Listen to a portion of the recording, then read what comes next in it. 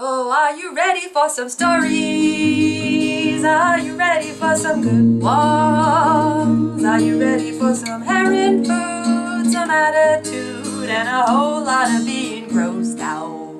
Hey guys, this is going to be part 1 in a 4-part storytelling series, all involving finding things in the food that should not have ended up in the food. These stories are going to get progressively worse as I go along, so just be warned about that. I'm going to start with an easy one though. Today I'm going to tell 2 stories about hair in food.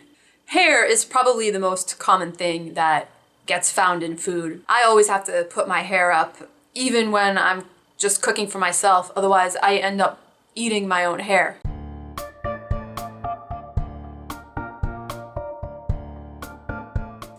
My first memorable hair and food experience took place almost 2 decades ago when I was 20 years old working as a server in a pizzeria.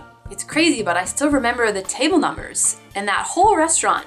And I remember that night I had booth 30, booth 31, and tables 40 through 42. Tables 40, 41, and 42 were the kind of deuces that have a long bench against the wall and then chairs on the opposite side. Deuce is restaurant lingo for a 2-top, which is also restaurant lingo for a 2-person table.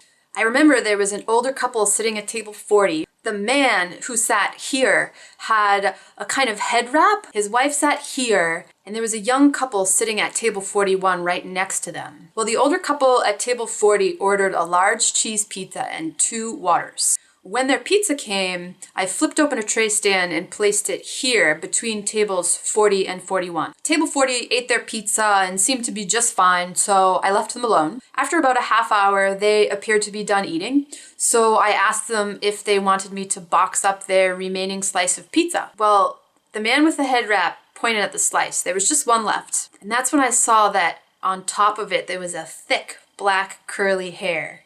He looked at me really hard and said, "So, what do you plan on doing about this?"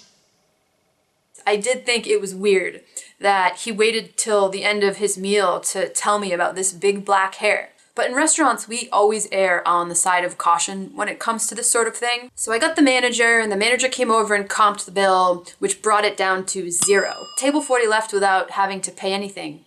And they didn't leave me a tip either. A little while later, table 41 finished up their meal, and as I handed over their bill, they said they had something to tell me that I was not gonna like. Apparently the guy at table 40, the one with the head wrap, had pulled that big black hair out of his own head. Not only that, but before it happened, he and his wife had been bickering back and forth about whether or not he should do it. She didn't want him to do it, but he insisted. Well, table 41, they said they decided to tell me about it because they felt that it would be better if I knew that I had been scammed, so the next time it happened again, I wouldn't get tricked. Well, the next time we had a hair and food incident at that establishment, it happened at the takeout station. The dinner rush was over, and a lot of the servers had already been cut. A customer came in to pick up his pizza, and when he opened the box to make sure that the toppings were correct, he said, "Hey, there's a big orange hair on top of this pizza." Well, I looked, and a bunch of other people looked, and sure enough, there was a big, long, curly piece of orange hair on top of the cheese. Well, we all knew immediately whose hair it was. That long, curly, orange hair belonged to one of the employees named Christina, who was the only employee with long, orange, curly hair. Not only that, but she had just gotten off her shift and had been hanging out behind the takeout counter with her hair down, batting her eyelashes and flipping her hair, flirting with the cooks. She wasn't supposed to be back there behind the counter with her hair down, but the manager was out back cashing out some of the other servers, so she got away with it. I remember she was standing right there when the customer complained, and we all looked at her because we knew that she was the culprit. Well, she just shook her head with a perfectly straight face, said, "That is disgusting. Whoever did that should be ashamed of themselves." So there you have 2 stories about hair and food. One that involved a customer scamming us, and another that involved an employee being totally guilty. And this is pretty much the rhythm of things in the food industry. Well, like I said, these stories are going to get progressively worse. So next week I'm going to talk about broken glass in pasta. The week after that, I'm going to talk about a customer complaining about finding drugs in their food. And the week after that, I'm gonna tell my absolute worst story about finding something alive inside of a wedding cake. For this 4-part series, I'm gonna do one giveaway whose winner will be determined at the end of the month. This giveaway is open to anyone in the world.